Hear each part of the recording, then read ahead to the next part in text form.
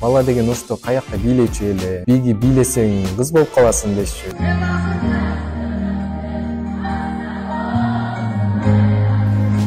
Терс кабыл алган реакцияларды мен жаныман өткөзө берем. Башка бийлерди деле колум, күчүм жетпесе деле сөөгүм чыгып кеткичейин бийлеп жеңгенге аракет кылам. Буюрса өзүмдүн жеке группамды ачкым келет.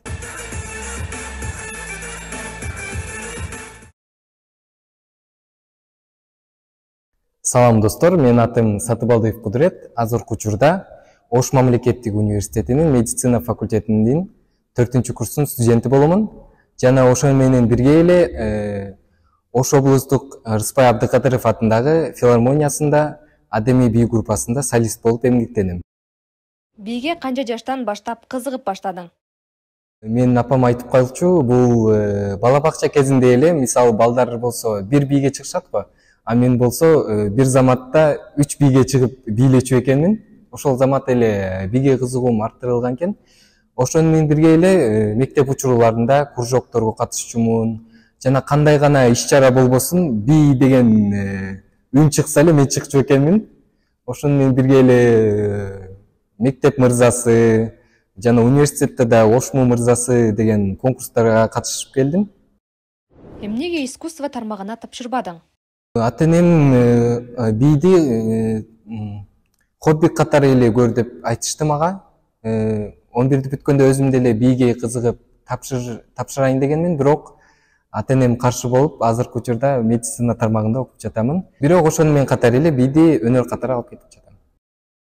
Борбордо мырза бийчилер көп. Ал эми Ошточу? Мен Бишкекте жүргөндө балдар болгон, а Ошто болсо андай балдар коркушат го дейм. Анткени менталитет ошондой, үй бүлөдө балдарды бийлебейсиң, только футбол, күрөштөргө беришет, өзүң кызыкканына беришпейт. Жакындарыңдын реакциясы кандай болду? Реакциялар болсо, бул тааныштарым айтчу, бала деген ошто каякта бийлечү эле. Биги бийлесең кыз болуп каласың дешчү. Бирок андай эмес деп ойлойм, себеби дегенде бул өнөр, өнөрдү адам баалабаса, ал адам билимсиз деп эсептеймин.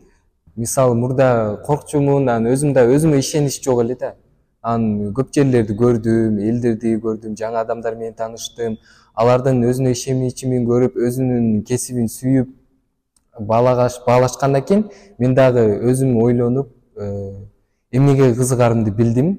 Жана ошол чөйрөдө өзүмдү өркүндөткүм келет. Жакында эле 60К Бекболбиевдердин концертине бийледик. Ал жерде да мен өзүм гана бийледим. Тамада ырчылардын реакциясы менимче жакшы болду. Мени макташты. Терс кабыл алган реакцияларды мен жаныман өткөзө берем. Жашооңду бийсиз элестете аласыңбы? Жок, элестете албайм. Анткени чарчаган учурда, өзүмдү жоготкон учурда бир гана бий мени куткарат. Бий менен өзүмдү эркин сезем. Жана өзүңдүн денең менен башкаруу бул башкача сезим. Өзүң денең менен бийлеп, элге көрсөтсөң, бул өнөрдү баалай билген адам өтө жакшы кабыл алат. Бийдин кайсыл түрүнө кызыгасың?